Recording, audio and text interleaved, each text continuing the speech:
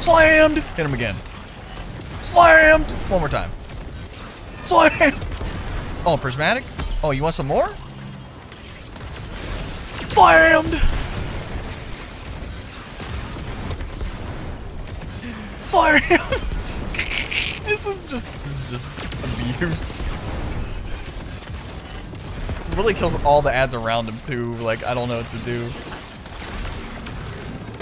Yeah, say night-night, bozo. As you just saw, Prismatic Titan has a very strong ability combination where you can pair the 3 Frenzied Blade melees with the Consecration aspect, so you can have 3 of those Consecration slams. And with this build we're about to dive into, it's going to give you a very powerful melee on top of ability spam and great survivability options. Plus, I'm going to give you some other substitutes that you can use in regards to some armor pieces, some mods, and weapons. Now for the exotic, I personally like using Power Gale Gauntlets. With this perk, Percussive Flames, we do lose out on the Burning Maw Slam, but the Consecration second slam still creates that second Cyclone of Flame, so it does have an after effect still. Now if you don't want to use the Power Gale Gauntlets, that's totally fine. You could definitely substitute it out for either the Synthocept, so you get that bonus melee and super damage when you are surrounded, and you get increased handling to your weapons.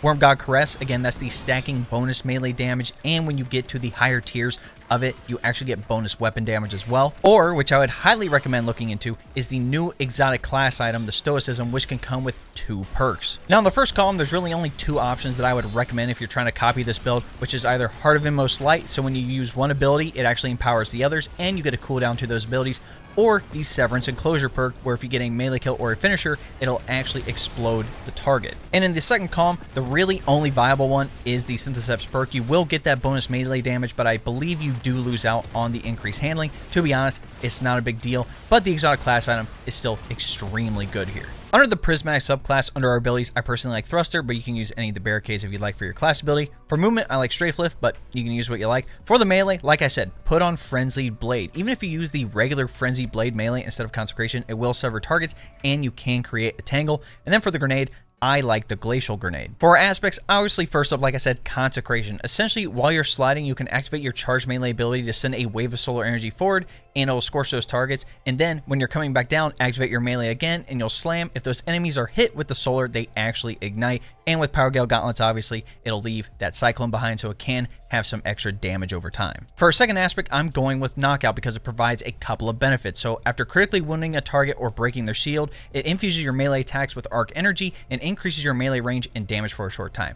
Now, with the Slam, we won't have the extra Arc Energy or the melee range, but we can take advantage of that bonus damage, and defeating targets with melee attacks makes you amplified and restores a portion of your health. And if the target, is a major or a mini boss or a boss and you kill him, you actually get more health back. So with Knockout, not only do we have more melee damage, we can also gain the amplified buff and get health back. Out of the 21 fragments, these are the 5 that I personally like using. First up being Facet of Courage, so your Arc, Solar, and Void abilities deal increased damage to targets afflicted with Darkness debuffs, and that is a +10 to Discipline. If you didn't want to use this one, I would recommend Facet of Sacrifice, so while you have an Arc, Solar, or Void buff, ability Final Blows grant bonus Darkness Transcendence Energy. Again, that is a +10 to Discipline as well.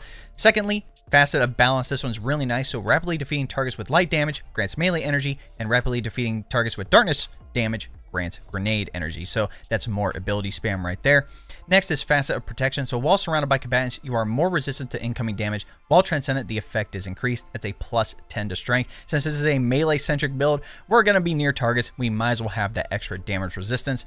Next is Facet of Ruin. I really like this one with this build in particular, because it increases the size and damage of the burst when you shatter a stasis crystal or a frozen target, and increases the area of effect of solar ignitions. That's a +10 mobility. So our Glacial Grenade can do basically a bigger AoE explosion, and top of our Consecration, that ignition can be bigger as well. Now the last one is really important, which is Facet of Purpose. So picking up what power grants either Amplified, Restoration, Frost Armor, Woven Mail, or Overshield based on the damage type of your equipped super. It is a -10 recovery, and this is where it kind of gets into personal preference of what super that you want to use. Personally, I would recommend either Blade Fury, because when you pick up Orbs of Power, you will gain Woven Mail, which is more damage resistance. You could also do Glacial Quake. Again, this is the stasis super with all the crystals around. You can move around with it, and you will get Frost Armor. And again, Frost Armor is the new stasis. It's pretty much Woven Mail, but for stasis, and it can stack up to 5 times, so you have a lot of damage resistance. Or you could go with the one-off super Twilight Arsenal and weaken those targets with the axes, and with Faceted Purpose, when you pick up Orbs of Power, you will gain that Overshield. Now, there is a way we're going to be able to get Overshield without having to use the Void subclass, but if you don't have the required weapons that I'm going to talk about, I would recommend Twilight Arsenal. But again, those are the 3 supers that I would recommend. While I go over what artifact perks I'm using, I definitely want to include the weapons portion in this because certain weapons are extremely good when paired with the artifact, especially Buried Bloodline. Again, this is the exotic special sidearm from the Warlord's Ruin dungeon, and its perks are just extremely good and can take advantage of 2 specific artifact perks that are absolutely destructive. But it double fires tracking bolts, landing bolts leeches health from the target, so that's another survivability mechanic. You have hard launch, flared magwell with hand-laid stock, and violent reanimation, so multiple final blows with the weapon grant Devour to the wielder. Now, if you don't know what Devour does, once it's procced, you get health back immediately. You get a full bar of health after every kill. It lasts 10 seconds, and you get grenade energy for each kill. So not only is it a good survivability mechanic, you also get abilities back faster. Now, the Catalyst is the real big thing. So while you have Devour, this weapon weakens on hit. That is the important portion. Because under the artifact, there are 2 perks that pair with this extremely well. Number 1 being Void Hegemony. So while you have a Void or Prismatic subclass equipped, defeating weakened targets provides a small Void Overshield. Like I mentioned with Faceted Purpose, if you use the Void Super, you can get an Overshield. Now, with this, with Buried Bloodline, you don't even have to have the Void Super to have an Overshield. So that means you can have an Overshield with Woven Mail or an Overshield with Frost Armor. So that's absolutely destructive. And pairing this with the 5th column perk, Expanding Abyss, Void sources deal increased damage to weakened targets. So if you're in a boss encounter, for example, and you have Devour, you can weaken the target with Buried Bloodline first and then use your Void heavy weapon to do even more damage to that target. So if you want to include Buried Bloodline with this build, definitely go for it. As long as that target's weakened, whether you kill him with an ability or a weapon, you gain an Overshield. And for boss DPS, just hit him with Weaken first and then pull out a Void Heavy. Again, I have Doom Petitioner here. This is a linear fusion 3-round burst. This thing is disgusting. You know, you have things like Edge Transit, Retrofit Escapade. If you have a decent Falling Guillotine roll, again, pretty much any Void Heavy weapon is going to be extremely good with this loadout. But I understand not everyone's going to have the Buried Bloodline exotic. So if you're like, David, what the heck should I use? Don't worry. Pretty much any weapon combination that you use here is going to be fantastic. The one thing that I would recommend, though, is that you have a strand weapon in the kinetic slot, whether it's a special weapon like the Call. This thing is fantastic. Another rocket sidearm is disgusting. I have this crafted Rufus Fury, strand primary, so if I decide to use Buried Bloodline or any other special weapon like Indebted Kindness, I could put on a strand primary weapon. But the reason you want a strand weapon is because under the artifact perks, we have Threaded Blast. So destroying a tangle with a strand weapon creates a larger and more damaging explosion, and let me tell you, it wipes out everything in the vicinity. This is a extremely good artifact perk. One more thing I'll mention is that depending on what weapons you're using with the element types, there are a couple of mods that you need to look out for on your armor. Number 1 being the Siphon mods for orb creation. Again, you get those rapid final blows, it'll create orbs. On the chest piece, you have the reserve mods. So if you want more special ammo, you want more heavy ammo, those reserve mods are going to be important. And the weapon surge mod. So depending on what weapons you're using, make sure those surge mods match your weapon element type. Now for your other artifact perks, in regards to weapon champion mods, use what you like here. The second column is specifically for those new origin trait perks for the new weapons, whether it's from the Pale Heart, seasonal activities and whatnot, Logic Reductor, Overcharge Armory, Saint's Inspiration, and Winning Hand. Depending on if you are using the new seasonal weapons, definitely look into these perks because they give a variety of bonuses for those weapons. In the third column, there are a couple I would recommend if you don't have the Buried Bloodline exotic. Number 1 being Elemental Siphon, so rapid final blows with a kinetic weapon or a weapon matching your equip super, create an elemental pickup that matches your equip super, which means we have more pickups, whether it's tangles or stasis shards or void breaches if we use the void super there. Essentially, there are ways to have extra ability cooldowns with that. Number 2, you could look into Press the Advantage. So Breaking Combatant Shield grants increased weapon stability, handling, and reload speed. Swords gain increased guard resistance. This one's just a good one overall. Like I said, Threaded Blast is a good option. In the fourth column, though, there are 2 important ones I'd recommend. Number 1, Radiant Orb. So while you have the Solar or Prismatic subclass equipped, picking up an Orb power makes you Radiant. And with all the orbs that we can create, we're pretty much going to be Radiant all the time. So we're going to have that buff constantly.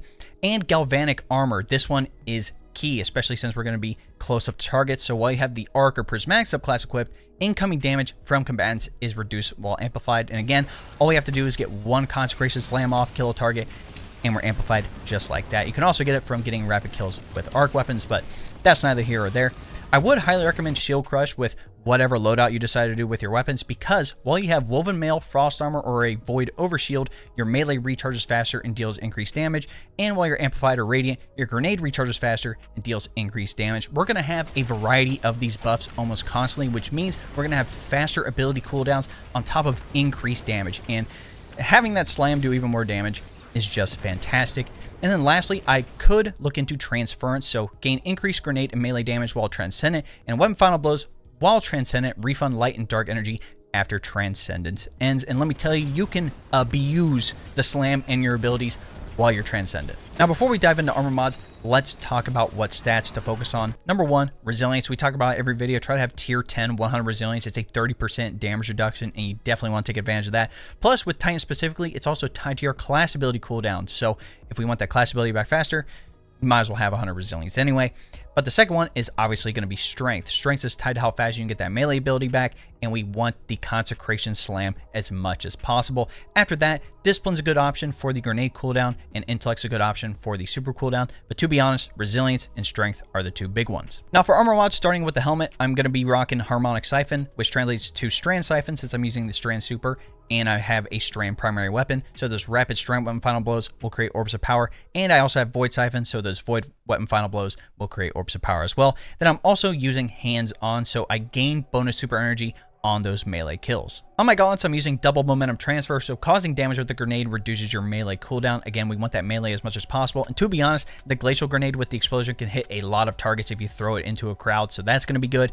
And I like heavy-handed, so your power melee final blows create Orbs of Power. Note, with one mod, there's a 10-second cooldown, but with more mods on, it actually reduces that cooldown, but you really only need one of these. On the chest piece, like I said, you can use whatever reserve mods that you like, just make sure it matches your weapon types, and with resistances, you can use whichever ones that you like depending on the activity. On the boots, I do like recuperation, so it replenishes health each time I pick up an Orb of Power, but if you feel like you can survive pretty well, you can switch this out for something like Invigoration, so it reduces your melee cooldown each time you pick up an Orb of Power. And then I'm rocking double Void Weapon Surge. Like I said, make sure to have Weapon Surge mods that match your current weapons, but essentially, in my case, my Void Weapons gain a small bonus to damage. While I have any armor charge, my armor charge now decays over time. Essentially, when you collect Orbs of Power, you'll gain armor charges. With this build in particular, you can have 3 armor charges, and with these blue mods, it actually puts a 10-second timer on that armor charge. So at 3 armor charges, I get 30 seconds of this bonus weapon damage. And lastly, on the class item, I like Time Dilation, so that decaying armor charge has a longer duration. So that 10 seconds that I mentioned actually gets bumped up to 15 seconds, so I have 45 seconds of that bonus weapon damage. Then I'm also using Double Outreach, so when I use my class ability, it reduces my melee cooldown. I really don't have much else to say about this build other than that it's extremely fun to play with. Before Final Shape, we had the Solar Subclass and we can only use the one Slam. Granted, you could get it back fairly quickly, but with this build, it's literally just Slam after Slam after Slam, and with everything that you're using, you're having increased melee damage, good survivability, damage resistance, bonus weapon damage. This Titan build literally gives you all of it, and also gives you the option for whatever weapons that you want to use and whatever exotic you want to use, whether it's Pyro Gale, Synthoceps, Wormgob Caress, or the exotic class item. But that, ladies and gentlemen, is my Prismatic Consecration Titan build. Let me know what you guys think in the comments. I'm actually going to put the dim links for both options, whether you want to use Buried Bloodline or not, in the description. So if you want to copy everything that I'm using, down to the subclass, the armor mods, the weapons, even the drift if you'd like, it will include the ornaments and the shaders as well. If you want to copy all that and test out for yourself and let me know what you like using, definitely let me know. There are plenty of options that you can use for this build.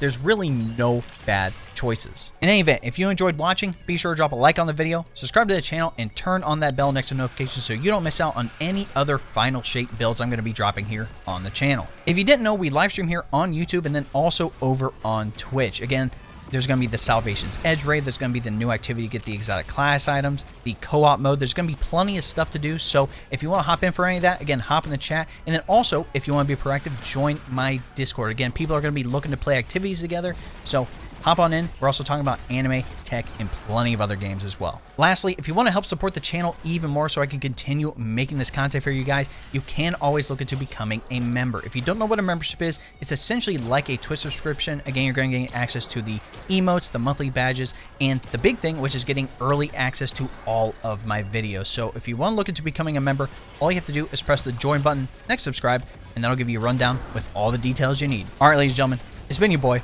We'll catch you in the next one. Choo!